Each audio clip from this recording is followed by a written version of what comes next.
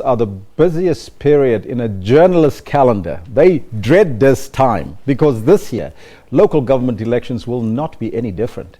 Our reporter Aldrin Sampear has been on the front line of reporting on this year's elections, and he now joins us here in studio. Aldrin, a very good morning to you, and you already look tired, and we haven't even started yet. And the elections are still coming, eh?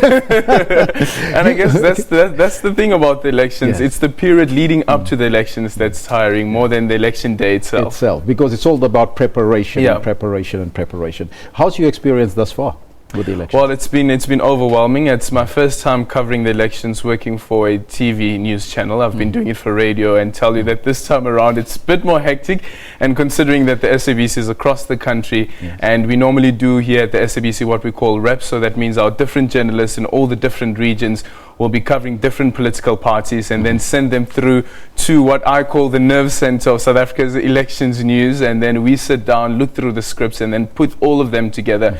And sometimes we'll be out on the stories doing all the walkabouts as well as the door-to-door campaigns, and being chased by dogs sometimes, and sometimes you're not welcome in some people's homes, as like the politicians themselves. Has that been scary though, those door-to-door campaigns and all the rallies? Because in the run-up to that, we've also seen a lot of violence happening in Tshwane. How's that been for you? It's been fascinating.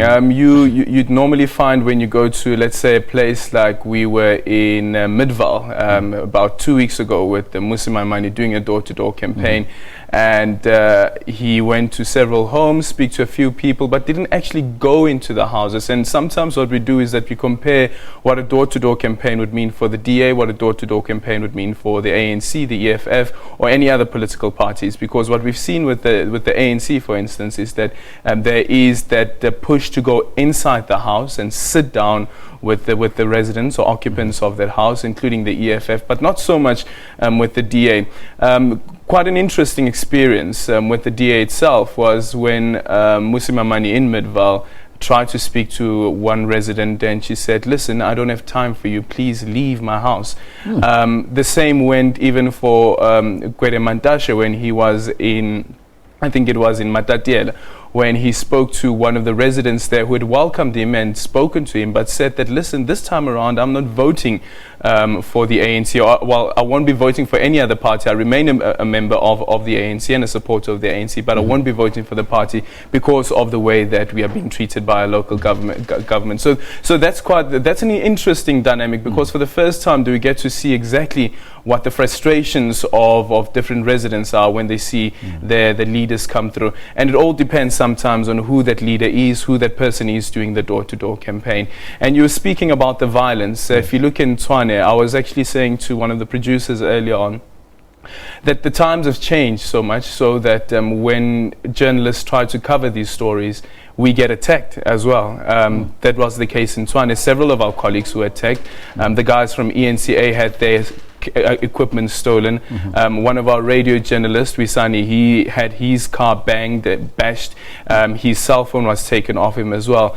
Quite recently now in Midvaal as well, in Meyerton, where the residents who want to protest, another journalist was also attacked. So the space of covering the elections has become really difficult for us as journalists, but also for politicians as well. Look at what's happening in Vuan. It's been really difficult for politicians to go in there and do door-to-door campaigns. So your safety is at stake. Do you as a journalist then feel the apprehension to go to these type of areas where there's volatility, and how does it impact on your partiality or impartiality as a journalist?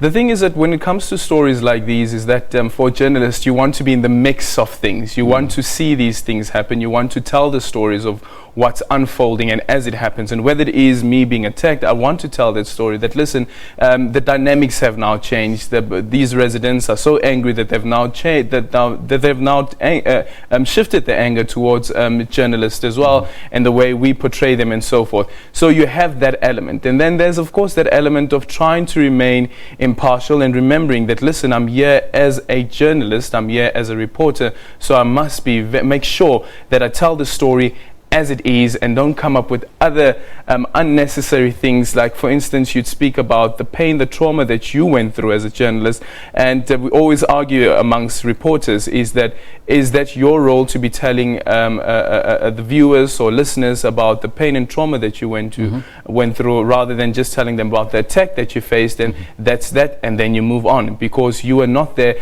I remember speaking to one of our colleagues who works for another radio station. She was saying that what we should realize as journalists is, normally when we go into these areas, we were not invited. Yes. We are not invited guests in these areas. So when you go in there, you must make sure that you also respect the privacy and sometimes the concerns raised by these residents. And if they feel that they don't want you there, you need to shift away and move on. But then again, then you have institutions such as the South African National Editors Forum that's saying that, listen, we are here as journalists, as reporters, to be covering your concerns and make sure that somebody responds. What about interaction with political parties? We've seen in one of our promos that you had a scuffle with the PAC. Tell us a little bit more about that, and how does that impact on your relation then with the political party?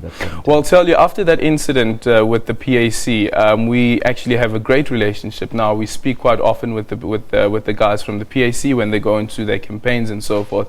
But you do get those instances where you'd have a live report, and all of a sudden you being attacked, or the person that you are interviewing is being attacked. And these are some things that we've seen, not live, but as the cameras are rolling and so forth. But now, because of the space that we find ourselves in, lots of live television and so forth, so that tends to happen a lot. And speaking about your relationship with politicians, we had a training actually at the SABC, and we were speaking about when should you be taking pictures with politicians and when shouldn't you be taking pictures with politicians. And if there's any time not to be taking pictures with politicians, it's now. You do not want to be taking a selfie or You'll so be on forth a poster one day with that politician. Just now you're being accused of being partial towards another political party. So it's a bit of a twister sometimes. You really need to sit down and think about I can't take a picture with you, especially while you're wearing that hat. Let's now talk about the IEC and the challenges that they face. Elections are around the corner, and next week, Wednesday, is the date. And do they have any challenges as an organization? Most definitely. When we sat down as the political team and we're discussing the elections, and with every elections there's always a theme. If you look back at the 2011 elections, the theme was toilets. Remember the open toilets in Cape Town and other toilets which were uncompleted in regions that are being controlled by the ANC. So the 2011 elections were themed the toilet elections. But this time around, more serious, it's not even about political parties. I really thought that political killings would be a major issue. But I think that this time around, the story has become the IEC, the several court cases that the IEC has found itself in, and having the Constitutional Court having to rule against the IEC, not once but twice, to such a point where you have the Chief Justice saying that this is a very difficult spot that they find themselves in, and that's because of the IEC, and because, of course, how the rules and the regulations of the country with regards to elections have been rolled up. So there's the National Freedom Party case that's currently underway, and all the complaints that have been coming through. So we'll definitely be seeing more complaints against the IEC coming forward as we go into these elections. Aldrin, thank you so much for your time and joining us here in studio. Great. Now, you've seen the face on television, you've seen him behind the cameras, you've seen him now here in our studio talking about his experience as a journalist on the ground. The elections is around the corner. Now,